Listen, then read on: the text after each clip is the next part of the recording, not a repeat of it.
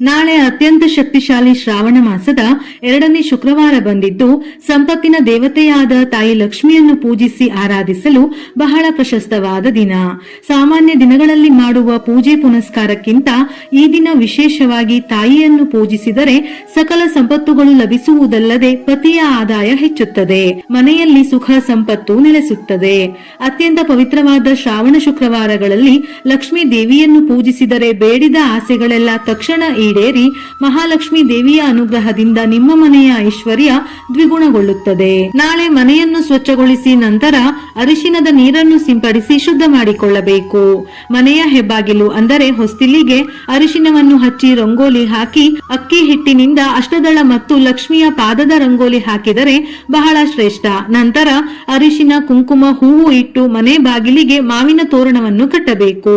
ಮನೆಯ ಬಾಗಿಲಿನ ಮೂಲಕವೇ ಶುಭ ಅಶುಭಗಳು ಬರುವುದರಿಂದ ಮಾವಿನ ತೋರಣ ಕಟ್ಟಿದರೆ ಶುಭ ಫಲ ಲಭಿಸುವುದಲ್ಲದೆ ಹಸಿರು ತೋರಣಗಳಿಂದ ಕಂಗೊಳಿಸುತ್ತಿರುವ ದ್ವಾರವನ್ನು ನೋಡಿ ಲಕ್ಷ್ಮೀ ದೇವಿ ನಿಮ್ಮ ಮನೆಗೆ ತಕ್ಷಣ ಪ್ರವೇಶಿಸುತ್ತಾಳೆ.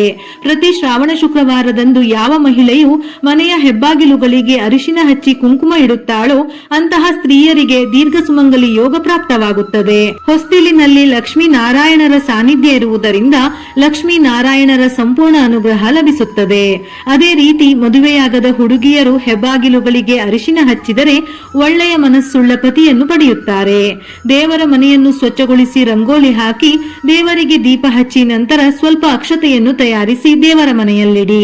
ಹಾಗೆಯೇ ಪೂಜೆ ಪ್ರಾರಂಭಿಸುವ ಮೊದಲು ಒಂದು ತಾಮ್ರದ ಚೊಂಬಿನಲ್ಲಿ ನೀರು ಸೇರಿಸಿ ಅದಕ್ಕೆ ಅರಿಶಿನ, ಕುಂಕುಮ, ಒಂದು ತುಳಸಿ ದಳವನ್ನು ಸೇರಿಸಿ ಇಡಬೇಕು. ವಿಶೇಷವಾಗಿ ಈ ಶ್ರಾವಣ ಶುಕ್ರವಾರಗಳಲ್ಲಿ ನಿಮ್ಮ ದೇವರ ಮನೆಯಲ್ಲಿ ತುಳಸಿ ಎಲೆಗಳನ್ನು ಇಟ್ಟುಕೊಳ್ಳಿ. ಏಕೆಂದರೆ ತುಳಸಿ ಗಿಡದಲ್ಲಿ ವಿಷ್ಣು ಸಮೇತ ಲಕ್ಷ್ಮಿ ನೆಲೆಸಿರುವುದರಿಂದ ಸಕಲ ಇಷ್ಟಾರ್ಥಗಳು ನೆರವೇರುತ್ತದೆ. ಇದರ ಜೊತೆಯಲ್ಲಿ ಮುಕ್ಕೋಟಿ ದೇವತೆಗಳನ್ನು ಪೂಜಿಸಿದಷ್ಟು ಪುಣ್ಯ ಫಲ ಲಭಿಸುತ್ತದೆ. ಶ್ರಾವಣ ಶುಕ್ರವಾರಗಳಲ್ಲಿ ಲಕ್ಷ್ಮೀ ದೇವಿಯನ್ನು ಪೂಜಿಸುವ ಸ್ತ್ರೀಯರು ಕಡ್ಡಾಯವಾಗಿ ಹಳದಿ ಬಣ್ಣದ ವಸ್ತ್ರಗಳನ್ನು ಧರಿಸಬೇಕೆಂದು ನಮ್ಮ ಶಾಸ್ತ್ರಗಳು ತಿಳಿಸುತ್ತವೆ. ಏಕೆಂದರೆ ಶ್ರೀ ಸೂಕ್ತದ ಮೊದಲ ಶ್ಲೋಕದ ಪ್ರಕಾರ ಹಳದಿ ಬಣ್ಣದ ವಸ್ತ್ರಗಳನ್ನು ಧರಿಸಿ ಮಹಿಳೆಯರು ಲಕ್ಷ್ಮೀ ದೇವಿಯನ್ನು ಪೂಜಿಸಿದರೆ ಆ ಮನೆಗೆ ತಕ್ಷಣ ಲಕ್ಷ್ಮೀ ದೇವಿ ಪ್ರವೇಶಿಸುತ್ತಾಳಂತೆ. ಆ ಮನೆಯು ಧನ ಕನಕಗಳಿಂದ ತುಂಬಿರುತ್ತದೆ. ಶ್ರಾವಣ ಶುಕ್ರವಾರ ಲಕ್ಷ್ಮೀ ಪೂಜೆ ಮಾಡುವ ಮನೆಯಲ್ಲಿ ಪೂಜೆಗೆ 2ರಷ್ಟು ಪುಣ್ಯಫಲ ಲಭಿಸಿ ನಿಮ್ಮ ಎಲ್ಲಾ ಪೂಜೆಗಳು ನೇರವಾಗಿ ಲಕ್ಷ್ಮೀ ದೇವಿಯ ಪಾದಗಳನ್ನು ತಲುಪುತ್ತವೆ. ಇನ್ನು ದೀಪಾರಾಧನೆ ಮಾಡುವ ಮೊದಲು ಗಣಪತಿಗೆ ನಮಸ್ಕರಿಸಬೇಕು. ಯಾವುದೇ ಪೂಜೆಯಾದರೂ ಗಣಪತಿ ಪೂಜೆಯಿಂದಲೇ ಪ್ರಾರಂಭಿಸಬೇಕು. ಆದ್ದರಿಂದ ಗಣಪತಿಗೆ ನಮಸ್ಕರಿಸಿ ಓಂ ಗಂ ಗಣಪತಿಯೇ ನಮಃ ಎಂಬ ಮಂತ್ರವನ್ನು ಪಠಿಸುತ್ತಾ ಪೂಜೆಯಲ್ಲಿ ಯಾವುದೇ ಅಡೆತಡೆಗಳು ಬರದಂತೆ ನಿರ್ವಿಘ್ನವಾಗಿ ಪೂಜೆ ಪೂರ್ಣಗೊಳ್ಳುವಂತೆ ಆಶೀರ್ವದಿಸೆಂದು ಗಣಪತಿಯನ್ನು ಪ್ರಾರ್ಥಿಸಬೇಕು. ನಿಮ್ಮ ಪೂಜಾ ಕೋಣೆಯಲ್ಲಿರುವ ಲಕ್ಷ್ಮೀ ದೇವಿಯ ಚಿತ್ರಪಟ ಅಥವಾ ವಿಗ್ರಹಕ್ಕೆ ಕುಂಕುಮ ಇಟ್ಟು ಗುಲಾಬಿ ಹೂವುಗಳಿಂದ ಅಲಂಕರಿಸಿಕೊಳ್ಳಬೇಕು. ಅಮ್ಮನವರಿಗೆ ಬಳೆಗಳ ಮಾಲೆಯನ್ನು ಅರ್ಪಿಸಿ ಹೊಸದಾದ ಕೆಂಪು ಬಣ್ಣದ ಮಣ್ಣಿನ ಬಳೆಗಳನ್ನು ತಂದು ಅರಿಶಿನದ ದಾರಕ್ಕೆ ಬಳೆಗಳನ್ನು ಕಟ್ಟಿ ಅಮ್ಮನವರ ಚಿತ್ರಪಟ ಅಥವಾ ವಿಗ್ರಹಕ್ಕೆ ಹಾಕಿ. ಆದರೆ ಅಪ್ಪಿತಪ್ಪಿಯು ಒಡೆದು ಹಾಳಾಗಿರುವ ಉಪಯೋಗಿಸಿದ ಬಳೆಗಳಿಂದ ಮಾಲೆಯನ್ನು ತಯಾರಿಸಬೇಡಿ. ಶ್ರಾವಣ ಶುಕ್ರವಾರದ ಪೂಜೆಯಲ್ಲಿ ಅಮ್ಮನವರಿಗೆ ಎಷ್ಟು ಭಕ್ತಿಯಿಂದ ಪೂಜಿಸುತ್ತೇವೋ ಅಷ್ಟು ಐಶ್ವರ್ಯ ನಿಮ್ಮ ಮನೆಗೆ ಬರುತ್ತದೆ. ಲಕ್ಷ್ಮಿಯ ಅನುಗ್ರಹ ತಕ್ಷಣವೇ ಪ್ರಾಪ್ತವಾಗುತ್ತದೆ. ಇನ್ನು ಲಕ್ಷ್ಮೀ ದೇವಿಗೆ ತಾಂಬೂಲವನ್ನು ಅರ್ಪಿಸಬೇಕು. ವೀಳ್ಯದೆಲೆಯ ಮೇಲೆ 2 ಬಾಳೆಹಣ್ಣು, ಅಡಿಕೆ, 1 ಹೂವು, 1 ರೂಪಾಯಿ ನಾಣ್ಯ ಹಾಗೂ 1 ರವಿಕೆ ಕಣವನ್ನಿಟ್ಟು ತಾಂಬೂಲವಾಗಿ ಅಮ್ಮನವರಿಗೆ ಅರ್ಪಿಸಿ ಮನೆಯಲ್ಲಿ ದೀಪಾರಾಧನೆ ಆರಂಭಿಸಬೇಕು. ವಿಶೇಷವಾಗಿ ನಾಳೆ ಶ್ರಾವಣ ಶುಕ್ರವಾರದ ಪೂಜೆಯಲ್ಲಿ 5 ಮುಖ ಅಂದರೆ ಪಂಚಮುಖಿ ದೀಪಗಳನ್ನು ಬೆಳಗಿದರೆ ಶ್ರೇಷ್ಠ. ಇಲ್ಲವಾದರೆ 2 ಮಣ್ಣಿನ ದೀಪಗಳನ್ನು ಹಚ್ಚಿದರೆ ಬಹಳ ಒಳ್ಳೆಯದು.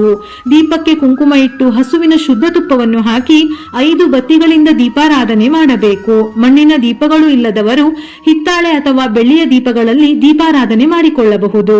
ಲಕ್ಷ್ಮೀ ದೇವಿಯ ಅಷ್ಟೋತ್ತರ ಶತನಾಮಾವಳಿಯನ್ನು ಪಠಿಸುತ್ತಾ ಅಮ್ಮನವರನ್ನು ಪೂಜಿಸಬೇಕು. ಅದೇ ರೀತಿ ಕನಕಧಾರ ಸ್ತೋತ್ರವನ್ನು ಸಹ ಪಠಿಸಬೇಕು. ಇಲ್ಲವಾದರೆ ಲಲಿತಾ ಸಹಸ್ರನಾಮವನ್ನು ಓದಿ ಅಥವಾ ಕೇಳಿ.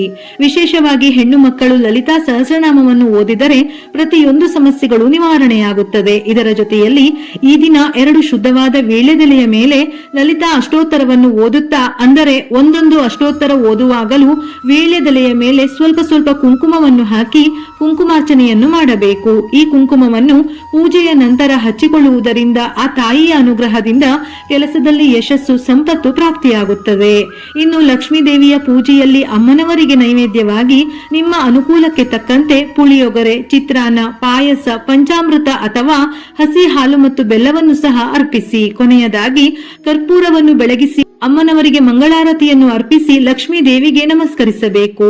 ಗೊತ್ತಿದ್ದು ಗೊತ್ತಿಲ್ಲದೆಯೋ ಮಾಡಿದ ತಪ್ಪುಗಳನ್ನು ಕ್ಷಮಿಸುವಂತೆ ಅಮ್ಮನವರಲ್ಲಿ ಬೇಡಿಕೊಂಡು ನಿಮ್ಮ ಕಷ್ಟ ಹಾಗೂ ನಿಮ್ಮ ಮನಸ್ಸಿನಲ್ಲಿರುವ ಆಸೆಗಳನ್ನು ಲಕ್ಷ್ಮೀ ದೇವಿಗೆ ಹೇಳಿಕೊಳ್ಳುತ್ತಾ ನಮಸ್ಕರಿಸಿ. ಕೊನೆಯದಾಗಿ 5 ಪ್ರದಕ್ಷಿಣೆಗಳನ್ನು ಮಾಡಿ ತಲೆಯ ಮೇಲೆ ಅಕ್ಷತೆಯನ್ನು ಹಾಕಿಕೊಂಡು ನಿಮ್ಮ ಪೂಜೆಯನ್ನು ಮುಗಿಸಿಕೊಳ್ಳಿ. ನಾಳೆ ಸಂಜೆ ಮುತ್ತೈದೆಯರನ್ನು ಮನೆಗೆ ಕರೆದು ತಾಂಬೂಲ ಕೊಟ್ಟು ಅವರ ಆಶೀರ್ವಾದ ಪಡೆದುಕೊಳ್ಳಿ. ಈ ಶ್ರಾವಣ ಶುಕ್ರವಾರಗಳಲ್ಲಿ ನಿಮ್ಮ ಮನೆಗೆ ಮುತ್ತೈದೆಯರನ್ನು ಕರೆದರೆ ನಿಮ್ಮ ಮನೆಗೆ ಸ್ವತಃ ಲಕ್ಷ್ಮೀ ದೇವಿಯೇ ಕಾಲಿಟ್ಟಂತೆ. ಮುತ್ತೈದೆಯರನ್ನು ಮನೆಗೆ ಕರೆಯಲು ಸಾಧ್ಯವಾಗದವರು ಅಮ್ಮನವರ ದೇವಾಲಯಕ್ಕೆ ಹೋಗಿ ಅಮ್ಮನವರಿಗೆ ಉಡಿ ತುಂಬಿಸಿ ಪ್ರದಕ್ಷಿಣೆ ಹಾಕಿ.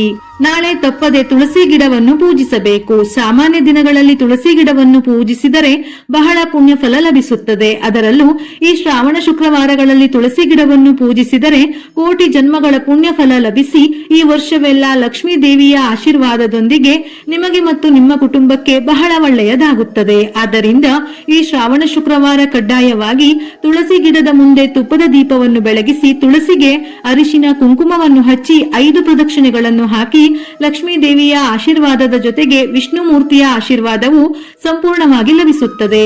ನಾಳೆ ಸಂಜೆ ಸೂರ್ಯಾಸ್ತದ ನಂತರ ಮನೆಯ ಹೆಬ್ಬಾಗಿಲಿನ ಮುಂದೆ 2 ದೀಪಗಳನ್ನು ಹಚ್ಚಿ. ಪ್ರತಿ ಶ್ರಾವಣ ಶುಕ್ರವಾರ ಸಂಜೆಯ ಸಮಯದಲ್ಲಿ ಮನೆಯ ಹೆಬ್ಬಾಗಿಲಿನ ಮುಂದೆ ದೀಪಗಳನ್ನು ಬೆಳಗಿಸಿದರೆ ಆ ದೀಪದ ಕಾಂತಿಯು ಲಕ್ಷ್ಮೀ ದೇವಿಯನ್ನು ನಿಮ್ಮ ಮನೆಗೆ ಆಹ್ವಾನಿಸುತ್ತದೆ. ಇನ್ನು ನಿಮ್ಮ ಮನೆಯಲ್ಲಿ ಲಕ್ಷ್ಮೀ ದೇವಿ ಸ್ಥಿರವಾಗಿ ನೆಲೆಸುತ್ತಾಳೆ. ಇನ್ನು ನಮ್ಮಲ್ಲಿ ಅನೇಕರು ಆರ್ಥಿಕ ಸಮಸ್ಯೆಗಳಿಂದ ಬಳಲುತ್ತಿರುತ್ತಾರೆ. ಅಂತವರಿಗೆ ಈ ಶ್ರಾವಣ ಶುಕ್ರವಾರ ಒಂದು ಉತ್ತಮ ಅವಕಾಶ. ಶ್ರಾವಣ ಶುಕ್ರವಾರದಂದು ಐಶ್ವರ್ಯದ ದೀಪವನ್ನು ಬೆಳಗಿಸಿದರೆ ಎಲ್ಲ ಆರ್ಥಿಕ ಸಮಸ್ಯೆಗಳು ತಕ್ಷಣವೇ ದೂರವಾಗಿ ಅಪಾರ ಐಶ್ವರ್ಯ ನಿಮ್ಮ ಮನೆಗೆ ಪ್ರಾಪ್ತವಾಗುತ್ತದೆ. ಲಕ್ಷ್ಮಿ ಕಟಾಕ್ಷವನ್ನು ಬಯಸುವವರು ಈ ಶ್ರಾವಣ ಮಾಸದಲ್ಲಿ ತಾವರೆ ಬೀಜಗಳನ್ನು ತಂದು ಪೂಜಿಸಿ ನಿಮ್ಮ ಬೀರು ಅಥವಾ ಹಣ ಇಡುವ ಜಾಗದಲ್ಲಿಡಿ. ನಿಮ್ಮ ಮನೆಯಲ್ಲಿ ಧನ ಸಂಪತ್ತು ಹೆಚ್ಚುತ್ತದೆ. ಸಂಪತ್ತಿಗೆ ಯಾವತ್ತೂ ಕೊರತೆ ಇರುವುದಿಲ್ಲ. ಅಂತಹ ಶಕ್ತಿ ಈ ತಾವರೆ ಬೀಜಗಳಿಗಿವೆ. ವಿಡಿಯೋ ಇಷ್ಟ ಆಗಿದ್ದಲ್ಲಿ ಮರೆಯದೆ ಲೈಕ್ ಕೊಟ್ಟು ನಿಮ್ಮವರಿಗೆ ಶೇರ್ ಮಾಡಿ. ಇದೇ ರೀತಿಯ ಮನಮುಟ್ಟುವ ಉಪಯುಕ್ತ ಮಾಹಿತಿಗಳಿಗಾಗಿ ಮತ್ತೆ ಭೇಟಿಯಾಗೋಣ.